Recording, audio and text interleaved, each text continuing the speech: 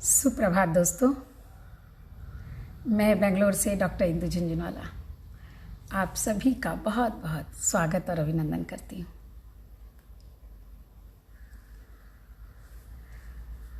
बड़ी प्यारी सी होती जा रही है हमारी ये यात्रा, जिस यात्रा में हम अपने निकट आते जा रहे हैं, स्वयं के निकट, इस शरीर के निकट, इस मन के निकट, अपने विचारों के आसपास कहीं मंडराता है हमारा मन।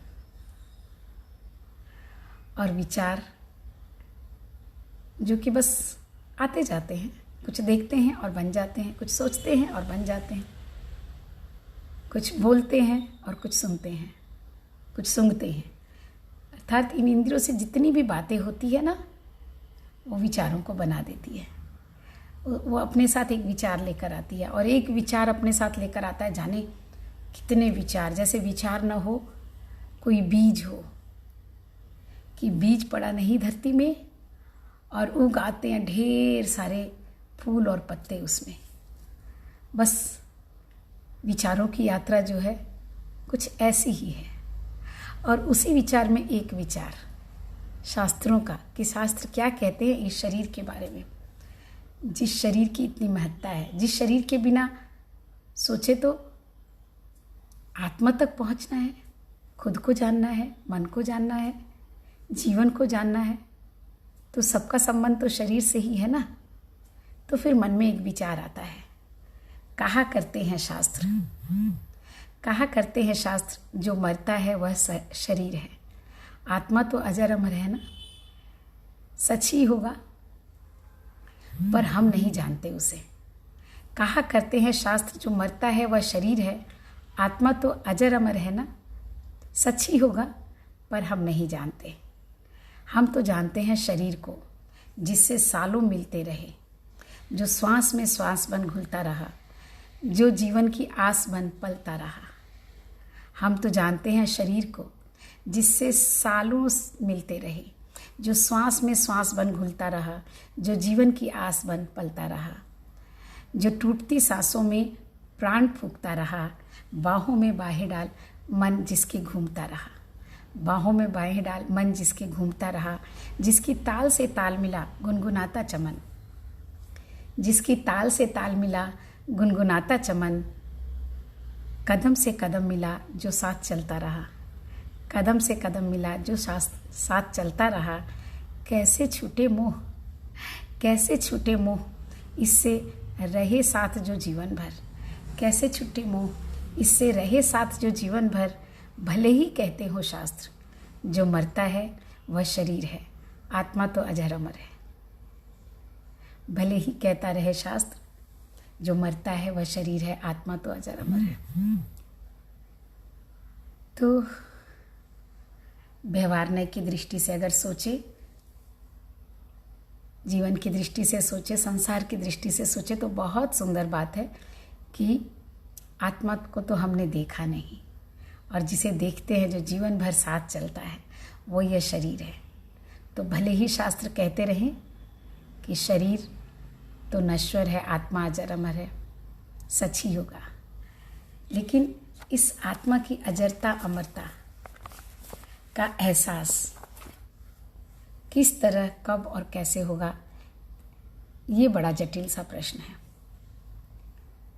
और इसीलिए मैं कहती हूँ कि हम स्वयं को जानने का प्रयास करें। स्वयं को जानना यानी पहले अपने ही शरीर को जानना, क्योंकि स्वयं को जानने का मार्ग ही यही है। और मैं कहूँ तो घर भी यही है। इसी के अंदर वो सारी चीज़ें हैं, ये सारी शक्तियाँ हैं, ये सारी बातें हैं। अगर धीरे धीरे हम इसको जान लेते हैं, समझने लग जाते हैं, पहचानने लग जाते हैं स्वयं को, स्वयं के साथ साथ स्वयं को जानने का जो माध्यम है, इस शरीर को जानते हैं, तो धीरे धीरे स्वयं को जानने लग जाते हैं। और जब हम स्वयं को जानने लगते हैं तो शायद संसार को भी जानने लगते हैं, और इस लोक के बाद उस लोक को भी। तो उस ओर बढ़ते हुए कदम में जब हम कल बात कर रहे थे ध्यान की, कि ध्यान जो है क्या होता है, ध्यान क्या करता है और ध्यान क्यों करना है। तो ध्यान देता क्या है हमें। जब हम जहाँ भी देखो, जिससे भी सुनो, कोई भी समस्या हो, आप मेडिटेशन कीजिए। अगर मानसिक रूप से कोई समस्या होती है तो जिस बात का डॉक्टरों के पास भी इलाज नहीं होता, वहाँ मेडिटेशन की बात कहते हैं। तो ज़रूर ध्यान में कुछ तो ऐसा है जो हमारे मानसिक विकारों को ठीक करता है। और फिर आजकल बीमारियां जो होती हैं शरीर की, साइकोसोमेटिक जिसको कहते हैं, मतलब मनोदैहिक बीमारियां, तो वो मन से शरीर तक की यात्रा करती हैं। और कभी कभी शरीर से मन तक की यात्रा भी। कैसे शरीर से मन तक की यात्रा होती है? क्योंकि जब हमारा शरीर स्वस्थ नहीं होता है, हम दर्द में होते हैं, तकलीफ़ में होते हैं, तो कहीं ना कहीं उसका प्रभाव हमारे मन पर भी पड़ता है। तो मन और शरीर, शरीर और मन जैसे एक दूसरे के पूरक बन जाते हैं, एक दूसरे के सहयोगी और संबंधी बन जाते हैं।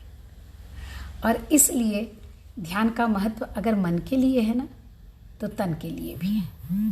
तो वो तन में किस तरह से करता है ध्यान? पहले होता क्या है? ध्यान का अर्थ होता है स्थिरता। तो क्या शरीर की स्थिरता ध्यान है? तो जब हम सोए होते हैं तो हमारा शरीर बिल्कुल स्थिर होता है। जब हम निद्रा में होते हैं तो हमारा शरीर बिल्कुल स्थिर होता है। तो क्या वो ध्यान हो जाता है? नहीं हो जाता। हम कहीं किसी ऑफिस में बैठते हैं, किसी बॉस के सामने बैठते हैं, तो बिल्कुल स्थिर होकर बैठते हैं, तो वो ध्यान हो जाता है? नहीं, वो भी ध्यान नहीं होता। तो उसको जो बोलते हैं ना कायिक ध्यान, जैसे कि मैंने कल ध्यान की 3 बातें बताई थी, कायिक, वाचिक और मनसा। ये 3 चीज़ें हैं। ध्यान के साथ भी यही 3 चीज़ें हैं। तो काया की स्थिरता को ध्यान का प्रथम पायदान कह सकते हैं, प्रथम सीढ़ी कह सकते हैं कि पहले आप अपने शरीर को स्थिर करो, स्थिर बनाओ। वाचिक यानी मौन हो जाओ। लेकिन क्या वाणी से मौन होने से हम मौन हो जाते हैं, वो ध्यान हो जाता है? ये भी बहुत सोचने वाली बात है। क्योंकि वाणी से भी मौन हो जाते हैं तो कहीं ना कहीं अंदर हम बोलते रहते हैं, हमारे अंदर बातें चलती रहती हैं। हम बोलते नहीं हैं मुंह से, लेकिन चलती रहती है। और वो बातें बड़ी महत्वपूर्ण है, क्योंकि उनकी तरंगे जो है ना, चूँकि वो सूक्ष्म होती हैं, तो वो हमारे अंतर के साथ साथ हमारे बाह्य जीवन को भी प्रभावित करती हैं। और इसलिए फिर कहा गया मानसिक जो ध्यान है उसके लिए। तो मेरी कुछ पंक्तियाँ थी जो मुझे याद आती हैं कि किस तरह से मन बोलता है जब सब कुछ शांत होता है। शांत चुपचाप कमरा, शांत चुपचाप कमरा, खामोश से पल, खामोश सारा जहां, शांत निर्विकार निश्चल, पर शांति नहीं। शांत चुपचाप कमरा, खामोश से पल, खामोश जहां सारा, शांत निर्विकार निश्चल, पर शांति नहीं। भीड़ में अकेलेपन का एहसास नया तो नहीं, पर अकेलेपन में भीड़ का एहसास जुदा जुदा सा है। इतना कोलाहल, इतना शोर, कितनी हलचल, भीतर कोई मेला सा है। इतना कोलाहल, इतना शोर, इतनी हलचल, भीतर कोई मेला सा है। उलझता अंतर्मन, चलता अंतर्द्वंद, उलझता अंतर्मन, चलता अंतर्द्वंद, अतीत की स्मृतियाँ। और उसके साथ साथ क्या चलता है हमारे अंतर में? अतीत की स्मृतियाँ, भविष्य के स्वप्न पथ, अतीत की स्मृतियाँ, भविष्य के स्वप्न पथ, आशंकाओं के बादल, अनजान से पथ। अनगिनत सवाल, ना मान ना अपमान, इन सब के बीच पैर पसारने को बेताब वर्तमान, इन सब के बीच पैर पसारने को बेताब वर्तमान। कभी रुकता, कभी बिखरता सा, चाहत के पर स्वच्छंद से उड़ते गगन के पार भी, चाहत के पल स्वच्छंद से उड़ते गगन के पार भी, भरते कल्पना की उड़ान क्षितिज के उस पार भी।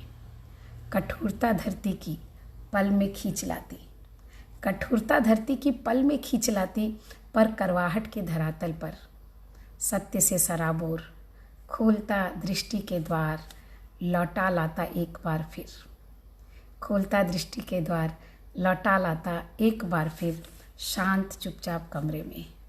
खामोशी से पसरी हुई, खामोश से पल, खामोश सारा जहां, शांत निर्विकार निश्चल कमरा, पर इंदु शांति नहीं, पर इंदु शांति नहीं, कोलाहल जैसे मेला हो भीतर, कोलाहल जैसे मेला हो भीतर। तो ये जो भीतर का जो मेला है ना, भीतर का कोलाहल है, उसके बाद अगर हम ऊपर से मौन रखते हैं तो इसका ये अर्थ बिल्कुल नहीं है कि उस मौन का फल नहीं मिलता है। वो मौन भी शरीर के लिए बड़ा लाभदायी है। ये स्थिरता भी, जो कि शरीर की स्थिरता है, वो भी बड़ा काम करती है। वो भी इस शरीर के विकारों को दूर करने में सहायक होती है। और जब हम मौन होते हैं ना, तो भी बहुत फ़ायदा होता है। किस तरह से फ़ायदा होता है? जब हम बोलते हैं, जैसे हमने शब्दों की बात की, तो जब हम शब्दों में बोलते हैं ना, तो हम जितनी तेज़ी से बोलते हैं, हम एक एक शब्द जब हम बोलते हैं तो उस शब्द से एक तरह का रस बनता है। हमारे शरीर में एक रस का स्राव होता है। और जितना धीरे हम बोलते हैं उतना ही वो स्राव बढ़ता चला जाता है। तो इसलिए धीरे बोलने का बड़ा महत्व है। जो बहुत जल्दी जल्दी बोलते हैं, बहुत फास्ट बोलते हैं, उनसे कहा जाता है कि धीरे बोलो। बोलने से एक नुकसान होता है, ऊर्जा, आपकी जो शरीर की ऊर्जा है वो खत्म होती है, वो कम होती चली जाती है। क्योंकि ऊर्जा है तभी तो आप बोल रहे हैं। अगर शरीर में शक्ति नहीं होगी तो बोलेंगे कैसे? बीमार आदमी को देखिए, वो नहीं बोल पाता है। लेकिन बोलने का भी एक तरीका है, एक विधा है कि हम जितना धीरे बोलते हैं, धीरे बोलना मतलब जल्दी जल्दी नहीं बोलना, स्पीड में नहीं बोलना, उतना ही वो जो अमृत का रिसाव होता है हमारे शरीर के अंदर, वो कितने बिंदुओं से होता है। हमारे शरीर के 9 बिंदु, 12 बिंदु, 16 बिंदु, 21 बिंदु, ऐसे अलग अलग बिंदुओं से वो रिसाव होता है। तो हम जितना धीरे धीरे बात करते हैं, जितना रुक करके, ठहर करके बोलते हैं, उतने ज़्यादा बिंदुओं से वो रिसाव होता है। तो जब हम चुप रहते हैं, मौन रहते हैं, तो वो रिसाव ज़्यादा हो जाता है, ज़्यादा बिंदुओं से हो जाता है। और उसको कहते हैं अमृत रस। और वो अमृत रस एक तरह की जो ऊर्जा होती है ना हमारे शरीर में, कहीं ना कहीं उन विकारों को दूर करती है। ये तो मन की बात हो गई, रिसाव की बात, जो शरीर से जब हम मन को जोड़ते हैं। लेकिन जब हम शांत रहते हैं तो सीधा सीधा जो सबसे ज़्यादा फायदा होता है वो होता है ऊर्जा के बचाव का। हमारे शरीर की ऊर्जा बचती है जब हम मौन रहते हैं। और जब ऊर्जा बचती है, जब आपकी पॉकेट में 100 रुपये हैं और उन 100 रुपयों को अगर आप बचा रखते हो तो आप कहीं दूसरी जगह खर्च कर सकते हो, किसी अच्छी जगह खर्च कर सकते हो। उस 100 रुपये में और 100 रुपये दूसरी चीज़ों की जो ऊर्जा है उसको मिला लो तो 500 रुपये हो जाते हैं। तो उसको खर्च करने में और आसानी हो जाती है। लेकिन बिना बोले हम रह तो नहीं सकते हैं ना, तो फिर सामाजिक प्राणी हैं। तो जो भी हम बोलते हैं हमें धीरे धीरे बोलना चाहिए। जैसे खाने की भी बात होती है ना, कि एक कोर को अगर हम 32 बार चबाते हैं, अगर उसको बहुत अच्छे से मुंह में चबा लेते हैं, और या कुछ लोग निगल जाते हैं, तो जितनी बार हम उसको मुंह में चबाते हैं उतनी बार एक स्राव बनता है जिसको आप बोलते हैं लार। तो मुंह में उतनी ज़्यादा लार बनती है और उतनी ज़्यादा वो लार में मिक्स होता है। और वो लार ही है जिसमें एक पाचन शक्ति है जो कि उस खाने को पचाने में मदद करता है, और वो मुंह में ही बनता है, पेट में नहीं बनता। इसलिए चबाने की बात होती है। ठीक इसी तरह शब्दों को भी अगर चबा कर कहा जाए, यानी धीरे धीरे अगर बोला जाता है, तो हमारे शरीर के जो बिंदु हैं जहाँ से बोलने के बाद जो रस, अमृत का स्राव होता है, अमृत का रस निकलता है, वो रस हमारे शरीर में बहुत फ़ायदा करता है। तो जो लोग बहुत जल्दी जल्दी बोलते हैं और जो लोग बहुत धीरे धीरे कम बोलते हैं, बहुत स्पीड से नहीं बोलते हैं, उनके और हमारे शारीरिक जो विकार होते हैं उनमें फ़र्क तो होता है। इसको आजमा सकते हैं। और जो लोग मौन रहते हैं उनकी ऊर्जा की बचत होती रहती है और उनके स्राव बढ़ जाते हैं। जब हम मौन हो जाते हैं मुख से, तो अलग अलग बिंदुओं से स्राव शुरू हो जाते हैं। ज़्यादा बिंदुओं से, तो 21 बिंदुओं से स्राव शुरू हो जाते हैं, तो वो अमृत रस होता है। तो वाचिक ध्यान का भी बड़ा फायदा है। कायिक ध्यान यानी स्थिरता, शरीर की स्थिरता, निश्चित ही वो भी ऊर्जा का बचाव करती है और वो ऊर्जा हम कहीं और लगा सकते हैं। मानसिक वाचिक का महत्व बहुत है, लेकिन सबसे ज़्यादा महत्व है मानसिक ध्यान का। जैसा कि मैंने कहा कि हम मुख से नहीं बोलते हैं, शरीर से नहीं चलते हैं, स्थिर हो जाते हैं, लेकिन मन के अंदर कोलाहल है, शोर है, शांति है, हम निश्चल हैं। तो स्थिरता का जस्ट अपोजिट होता है चंचलता। तो मानसिक ध्यान से क्या फ़ायदा होता है? जब हम मानसिक रूप से ध्यान करते हैं तो हमारे शरीर के बहुत सारी ग्रंथियाँ खुलने लग जाती हैं, उन पर दबाव पड़ता है और वो खुलती हैं। ग्रंथियाँ यानी गांठ, जहाँ पर कि अगर विज्ञान की दृष्टि से समझें तो ग्रंथियाँ और कुछ नहीं है, जहाँ पर नसें बहुत ज़्यादा उलझी हुई होती हैं, बहुत ज़्यादा नसें एक साथ एक जगह से जैसे निकलती होती हैं और उलझी हुई होती हैं, वो ग्रंथियाँ होती हैं। और कोई धागा, कोई अगर आप छोटे छोटे पाइप ले लो और उनको उलझा दो, जो पानी की पाइप है उन्हें उलझा दो, तो उनमें से कहीं ना कहीं वो प्रेस होती हैं और उससे स्त्राव ठीक से नहीं होता है, या वो ब्लड का हो या वाटर का हो, जो शरीर में जल की ज़रूरत है, खून की जो स्त्राव होता है, और उनके ही ज़रिए जो हमारी भावनाओं का स्त्राव होता है, इन रसों का स्त्राव होता है जिसकी आवश्यकता होती है, वो कहीं ना कहीं ब्लॉक होती रहती है, थोड़ी थोड़ी ब्लॉक होती रहती हैं। और जैसे जैसे उन पर दबाव पड़ता है, यानी दबाव पड़ना मतलब वो पूरी खुल जाती हैं। कोई पाइप है मुड़ी हुई है तो उससे पानी कम आता है, हम उसे सीधा कर देते हैं तो पूरे फोर्स में पानी आने लग जाता है। तो ये जो ग्रंथियां हैं उनको खोलने की बात का अर्थ है उन जो पाइप जो उलझी हुई हैं उनको सीधा करने की कोशिश, जिससे स्त्राव बराबर आ जाए। और जैसे जैसे पाइप सीधी होती है पानी का फोर्स आता है, मतलब हमारी एनर्जी का फोर्स आता है। और वो एनर्जी अगर आध्यात्मिक दृष्टि से देखें तो कभी कभी जब मानसिक ध्यान जब हम करते हैं तो जैसे जैसे वो खुलती जाती है ना, हमारी शक्तियों का हमें पता चलते जाता है। बहुत सारे लोगों को भविष्य का पता चलने लग जाता है, बहुत सारे लोगों को अभी होने वाली जो घटना है उसके बारे में पता होता है, बहुत सारे लोगों को जन्मजात लोगों को देखकर कुछ जानने की वो जान जाते हैं कि किसी के मन में क्या है। तो ये सारा कोई चमत्कार नहीं है, ये उनकी ग्रंथियों का खुलना है। जिसकी जितनी ग्रंथियां खुल पाती हैं उतनी सारी शक्तियों का विकास उनके पूरे शरीर में होता है, और जिसका प्रकटन होता है इंद्रियों के जरिए। तो सारा का सारा जो खेल है ना, इस शरीर के अंदर ही है, अपने को जानने का खेल। तो जो मानसिक ध्यान है अर्थात मन का शांत हो जाना, तो इससे सबसे बड़ा फायदा क्या होता है पता है? जीवन में हम कुछ भी करना चाहते हैं, हम आत्मा परमात्मा की बात नहीं करते हैं, जीवन में जो भी करना चाहते हैं, चंचल रहेंगे तो कैसे होगा? स्थिरता बहुत ज़रूरी है, एकाग्रता बहुत ज़रूरी है। और वो एकाग्रता शरीर और वचन के साथ साथ मन की एकाग्रता बहुत ज़रूरी है। और वो मन की एकाग्रता आती है जब हम ध्यान पर बैठते हैं।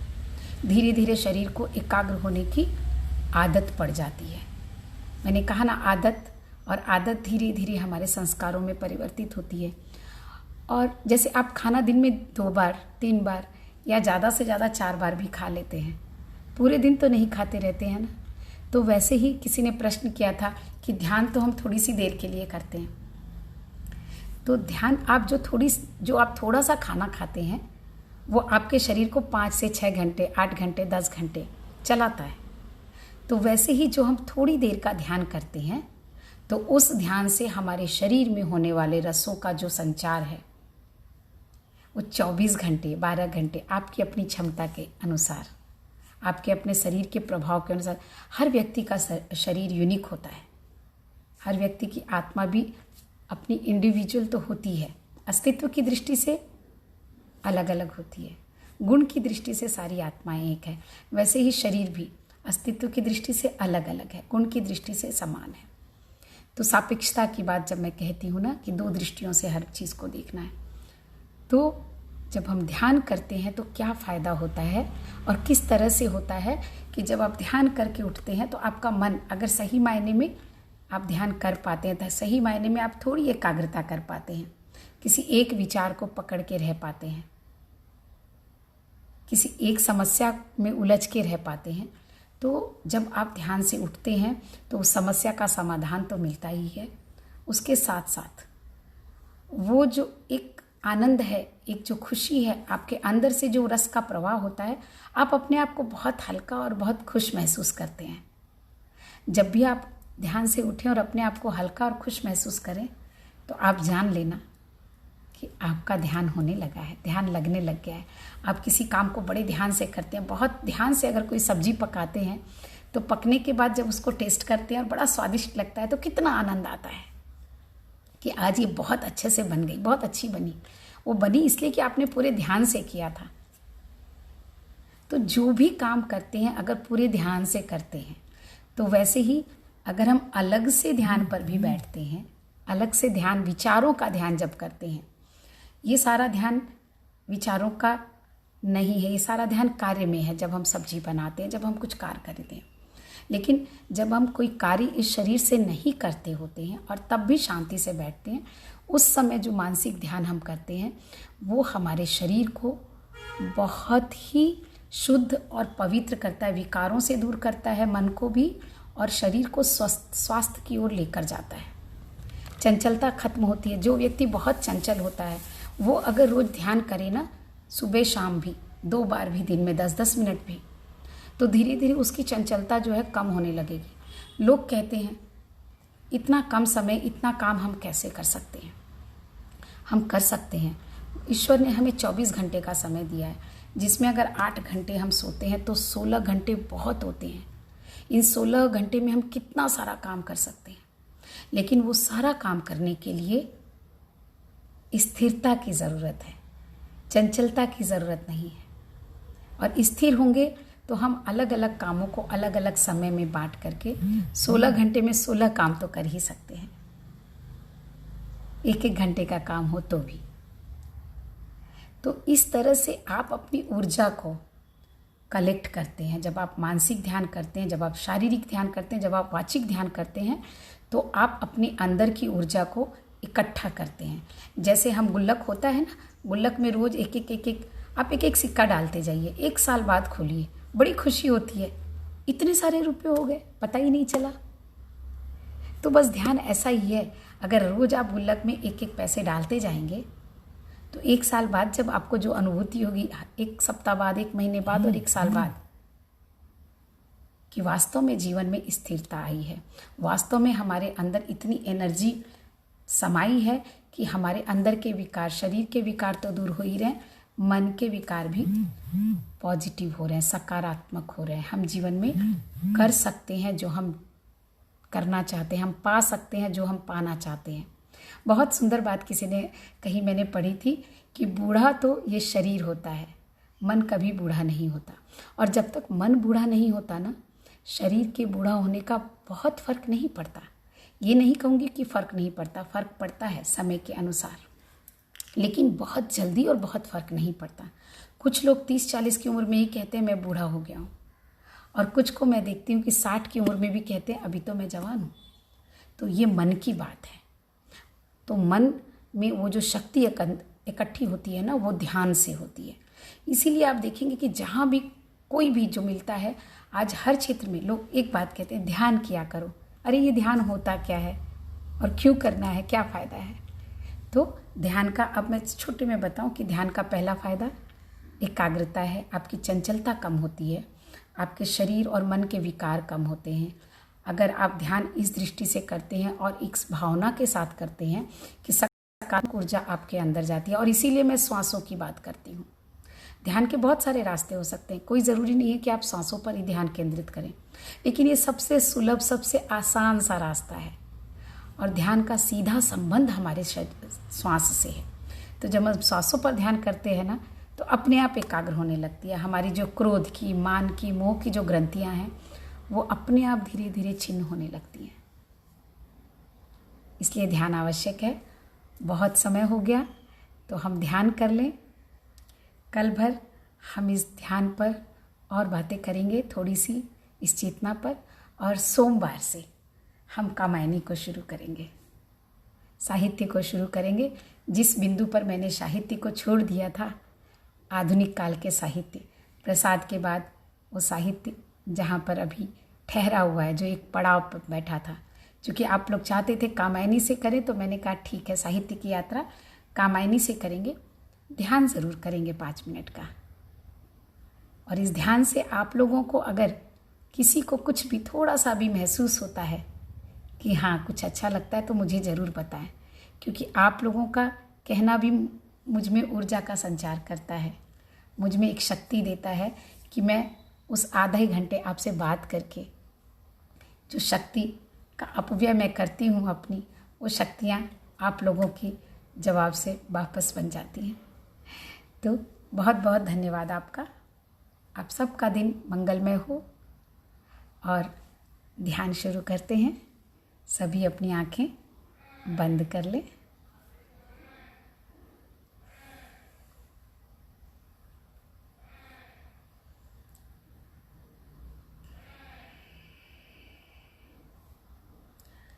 एक लंबी गहरी सांस लें और धीरे धीरे उसे छोड़ दें।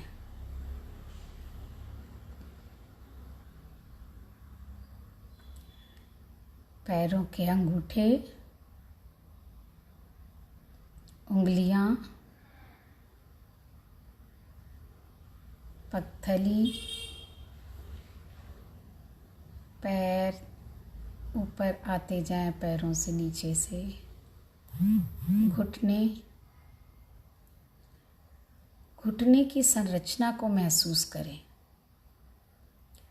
हमारे घुटने के ऊपर एक टोपी है, जैसी टोपी हम सर पर पहनते हैं, लेकिन ये टोपी बहुत हार्ड है, बहुत कड़ी है। और उसके नीचे एक बॉल है, गेंद सा, जो घुमाता है, जिससे हम अपने घुटने को मोड़ सकते हैं। उस संरचना पर आप अपना ध्यान केंद्रित करें। अगर आप उस संरचना पर, अपने शरीर के उन हिस्सों पर, आजकल घुटनों का दर्द बहुत हो रहा है लोगों को, अगर आप घुटनों पर अपना ध्यान केंद्रित करते हैं तो धीरे धीरे आपकी सारी एनर्जी जो घुटनों पर केंद्रित होती है, धीरे धीरे वो उसके विकारों को दूर करती चली जाती है। तो किस तरह से हम अपनी बीमारियों को ठीक कर सकते हैं, इसकी विधि मैं आप लोगों को कल बताऊंगी। घुटनों को ढीला छोड़ दें और पैरों से धीरे धीरे घुटनों से ऊपर आते हुए जंघा तक आएं और दोनों पैरों को देखें और उन्हें पूरी तरह ढीला छोड़ दें, तनाव मुक्त कर दें। दोनों पैर ढीले हो चुके हैं, तनाव मुक्त हो चुके हैं। अब हम पैरों से धीरे धीरे रीढ़ की हड्डी, जंघाओं के ऊपर रीढ़ की हड्डी, उसके साथ जुड़ी हुई सारे उसके साथ लगे हुए स्नायु तंत्र, उन सभी को देखते हुए धीरे धीरे ऊपर की ओर आएं और पूरी पीठ को कंधे तक ढीला छोड़ दें। किसी भी तरह का कसाव न हो आपकी पीठ में। हालांकि रीढ़ की हड्डी को हमेशा सीधा रखने का प्रयत्न करें ध्यान करते समय, लेकिन कोई कसाव ना हो उसमें। कंधे से धीरे धीरे हम पेट के निचले हिस्से, पेट, अंदर की छोटी आंतें, बड़ी आंतें, अंदर की सारी क्रियाएं चलायमान हैं, पर हम नाभि से होते हुए धीरे धीरे ऊपर की ओर बढ़ें। अपनी छाती पर ध्यान केंद्रित करें, फेफड़े, छाती, और धीरे धीरे कंधे तक फिर से आ जाएं। दोनों हाथों की उंगलियां, हथेली, हाथ, कंधे, कंधे तक एक बार पूरे शरीर को देखें। पूरा शरीर, नीचे का पूरा शरीर शांत, निश्चल और तनाव मुक्त है। कहीं कोई कसाव नहीं, कहीं कोई तनाव नहीं। धीरे धीरे गर्दन से गर्दन को तनाव मुक्त करें और चेहरे को देखें। चेहरे पर एक मुस्कान हमेशा बनी रहनी चाहिए। जैसे ही चेहरे पर मुस्कान आती है, पूरा चेहरा तनाव मुक्त हो जाता है। हंसने लगते हैं होठ, तो आँखें भी हंस पड़ती हैं, सांसें भी हंसने लगती हैं और कान भी जैसे मधुर वाणी को सुनने लगता है। पूरा चेहरा तनाव मुक्त है। अब आप धीरे धीरे ऊपर की ओर जाएं। सर, पीछे का सर, मस्तिष्क का पीछे का भाग, उसे तनाव मुक्त करते हुए ऊपर की ओर आए और हम धीरे धीरे श्वासों पर अपना ध्यान केंद्रित करें।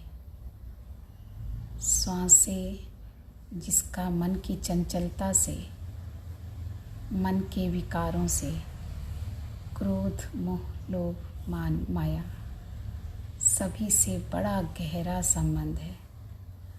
हमारे इस जीवन से बड़ा गहरा संबंध है। श्वासें ना हो तो जीवन ही ना हो, लेकिन श्वासें कैसी हो तो जीवन सुंदर हो, आनंदमय हो। सिर्फ सांसों को देखें, कुछ भी नहीं सोचना है। आती जाती सांसों को महसूस करें। एक लंबी गहरी सांस, सारी सकारात्मकता को अंदर लेते हुए एक लंबी गहरी सांस लें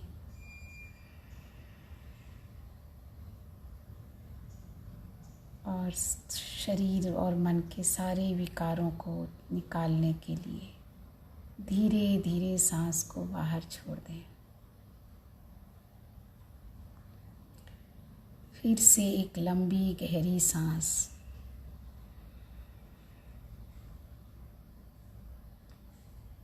फिर से धीरे धीरे सांसों को बाहर छोड़ दें।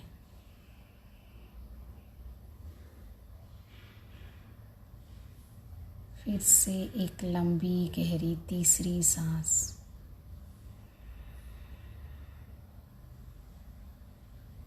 और फिर से इसे बाहर छोड़ दें। इस 3 शब्दों का भी बड़ा महत्व है।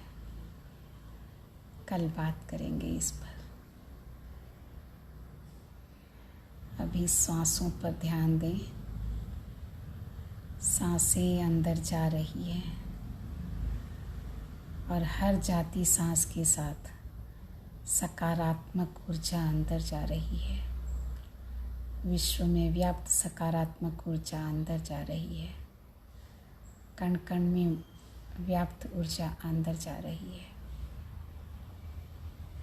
और अंदर के सारे विकारों को बाहर छोड़ रहे हैं। एक सांस जा रही है, एक सांस आ रही है। बस सांसों का जाना और आना।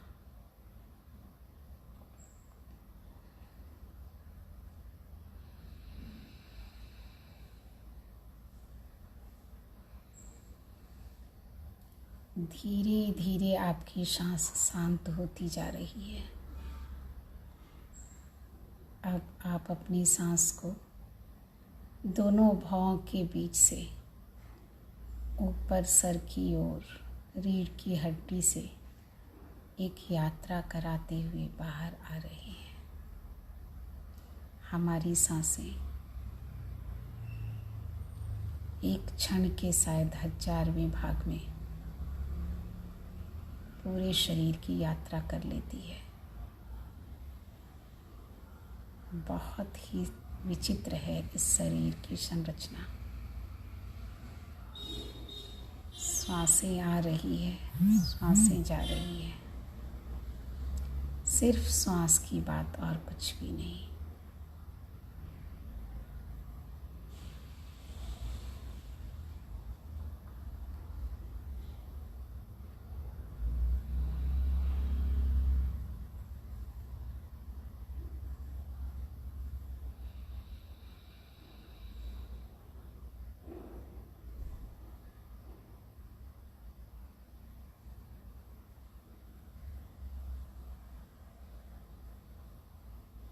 श्वास और शरीर एक लय होते जा रहे हैं।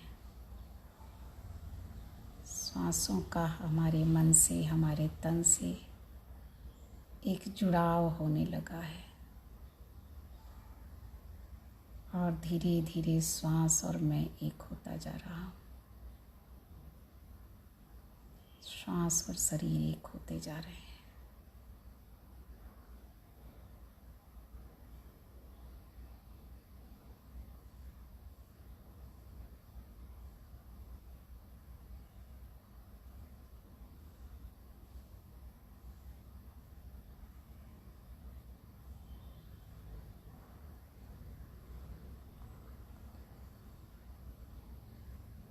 बस श्वासें ही हैं और अब कुछ नहीं। मैं श्वास मैं हो गया हूँ।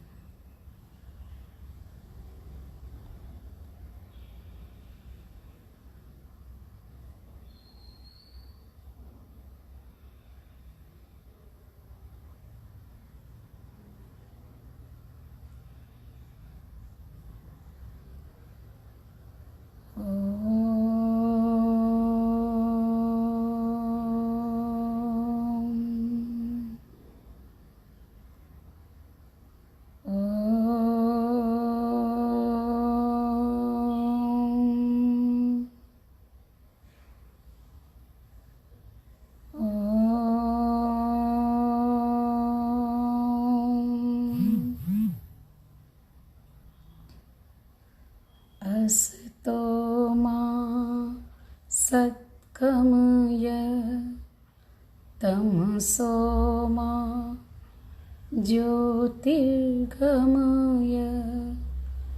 मृत्योर्मा अमृतं गमय। मैं असत्य से सत्य की ओर जा रही हूँ।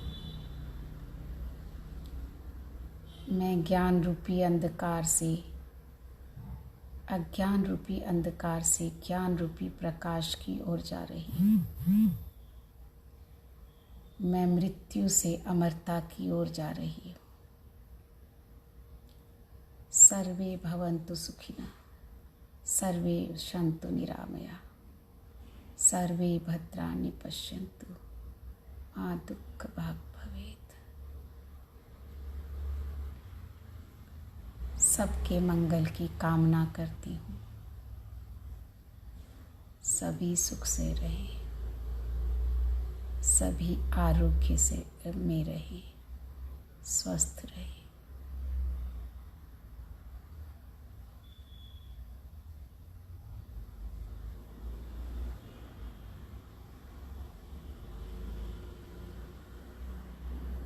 ओम शांति शांति शांति। जो लोग ध्यान में बैठना चाहें बैठे रह सकते हैं। ध्यान की स्थिति में जितनी देर चाहे रह सकते हैं। और जो वापस आना चाहें अपनी हथेलियों को रगड़ें,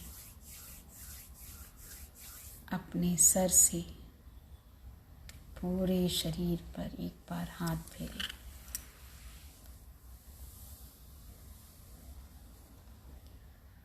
फिर से एक बार हथेलियों को रगड़ें।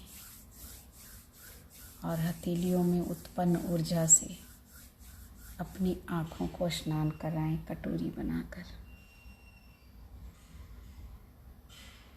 20 सेकंड के लिए